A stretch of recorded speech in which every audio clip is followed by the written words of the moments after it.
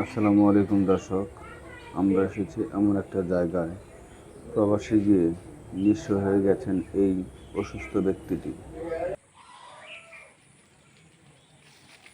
এই হচ্ছে তাদের বাড়ি। এই বাড়ির মধ্যেই তারা বসবাস করে। আপনাদের সংসারটা কিভাবে চলে একটু? দুঃখ কষ্ট কইরা ভাই খাইতে আসছি, এখন কোনো মতে মানুষেও কিছু চালাইতেছে নিজের।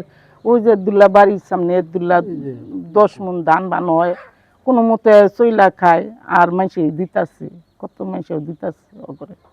না খাইয়া এখন থাকি না, আবার না খাইয়াও থাকুন না গে হেসু চলে না।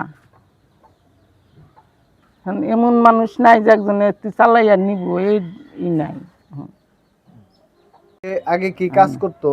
আগে যে কৃষি কাজই করতো,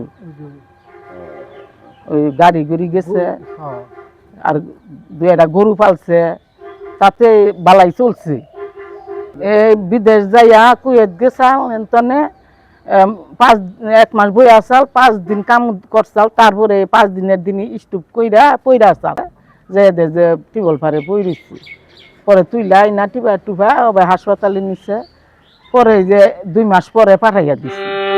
তাহলে আমার ঘরে দিলা আপনারা যদি সাহায্য করুন তাহলে আমার এতে উপকার হয়। আমার চলার মতো কেউ নাই, বৃদ্ধ মানুষ আমরা 2 জন, অন্ত আমরা তারে তো 3 জন মানুষ নইয়া চইলা ফিরা খাইতেছি না।